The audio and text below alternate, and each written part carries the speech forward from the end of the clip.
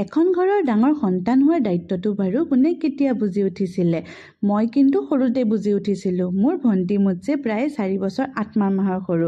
4 বছৰ বয়সতে মই মোৰ দায়িত্ব ঠিকেই বুজি উঠিছিলোঁ। স্কুলত পিন্ধা টাইটোৰ পৰা আৰম্ভ কৰি ইউনিফৰ্ম পিন্ধালৈকে নিজৰ দায়িত্ব হৈ পৰিছিল। মায়ে সৰুতে কৈছিল যে আগ গৰু যেনি যায় পিছ গৰু তেনি যায়। সেই কথাষাৰে জানো কমটি ভয়ংকৰ নাছিল নে? আৰু কিমান গধুৰ আছিল? সেয়েহে সৰুতে সাহসী হৈ পৰিছিলোঁ। বাৰু কোনে কোনে ভাবে এইটো সাহস ভাল হয়নে নে বেয়ালে বুলি হয়? যি নহওক, আজি ৰাতিপুৱাতে অৰুণাচল প্ৰদেশলৈ বুলি এটা পাৰ্চেল যাব। মোৰ ফাৰ্ষ্ট অৰুণাচললৈ এটা পাৰ্চেল গৈ আছে। মনটো বিৰাট ভাল লাগিছে। বাৰু এতিয়া কথা হ'ল সাহসৰ কথা। আঁৰত কিন্তু আছে মোৰ মা।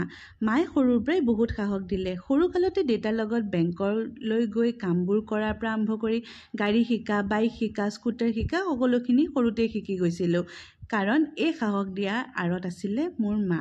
অকল মোক বুলি নহয়, মোৰ ভণ্টিকো সমান সাহস দিছিলে। আজি সেই কাৰণে চাগে হয়তো আমাক চিনি পোৱা মানুহ কেইগৰাকীয়ে বা কিজনে ভণ্টিকে মোকে বহুত সাহসী বুলি ভাবে। নহয়নে? কি ভাবে আপোনালোকে? যি নহওক, সন্ধিয়া হললে বুলি চিংৰা খালোঁ। এয়া দেখিছেনে ট্ৰেফিকতে যেন কেতিয়াবা লাগে বুঢ়ীয়ে হৈ যাম চাগে। বয়স চাগে আজি ট্ৰেফিকতে পাৰ হ'ব। এয়া ওলাই গ'লোঁ অকণমান। ওলাই গৈ অকণমান নিজৰ লগত সময় কটালোঁ। এই বহুতে সুধি থাকে মোৰ এই আঙুঠিটোৰ কথা। কেতিয়াবা কোনোবা দিনাখন এই আঙুঠিটোৰ কাহিনী ক'ম। যি নহওক, এতিয়া অলপ গৈছোঁ বজাৰ। আজিকালি বজাৰলৈ বুলি গ'লে মোৰ চকুত পৰে ধূপ ধূনা। কিয় ক'ব নোৱাৰোঁ, নতুনকৈ হৈছে চাগে চখ। এয়া ধূপৰ বুলি বজাৰ কৰিছোঁ।